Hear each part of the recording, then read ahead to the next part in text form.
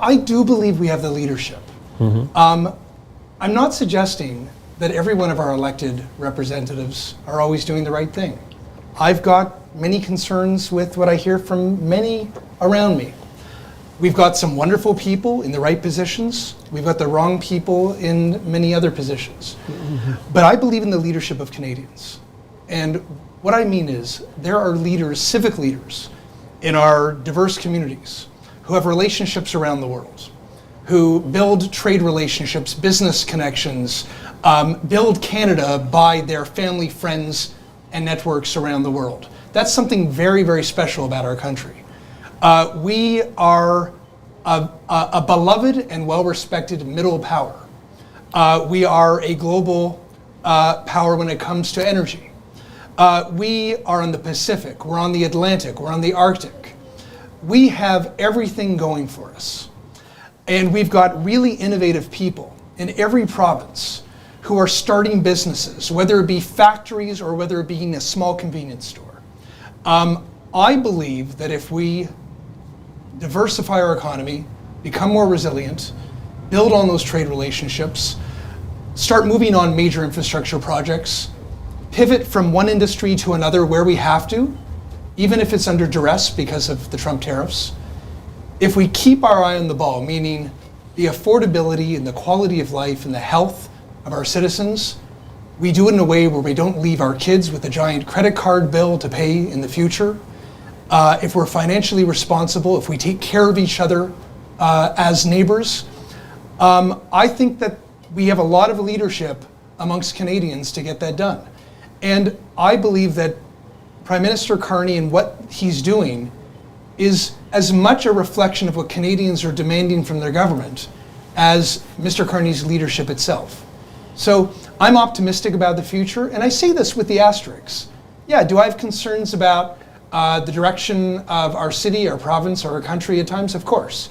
Am I concerned about the safety of our neighborhoods? Am I concerned about the economic viability of our country? Am I concerned about hearing about factories closing, people losing their jobs, the price of gas, the price of groceries, the inaffordability of housing? There's a lot of big challenges. But I believe in this country, I believe in its people, and I believe that Canada has all the potential in the world.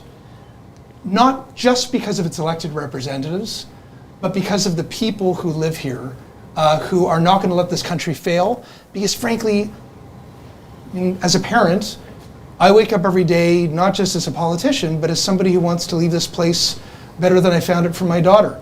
I want her to have a great country. I want her to have a great life. I want her friends to have a great life. And I know that all of us feel the same way about whether we have kids or our neighbors' kids. Right.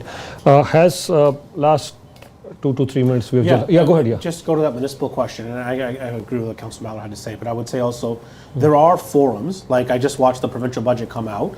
There are a lot of concerns that municipal leaders have with the provincial budget in terms of homelessness or how we're dealing with drug addictions and stuff like that.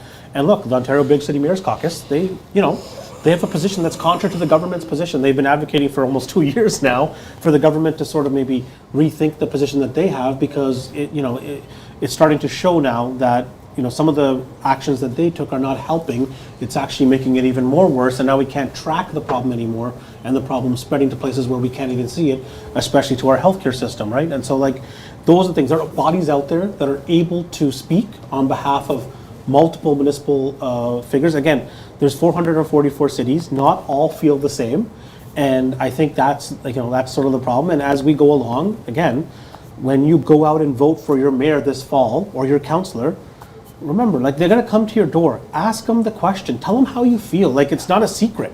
You're going to vote. If you're going to vote for them, you should vet that person or at least speak to them or try to. And please, go out and vote. When I see 30% or 20% voter turnout, why are we here? We get to this country where democracy is a freedom.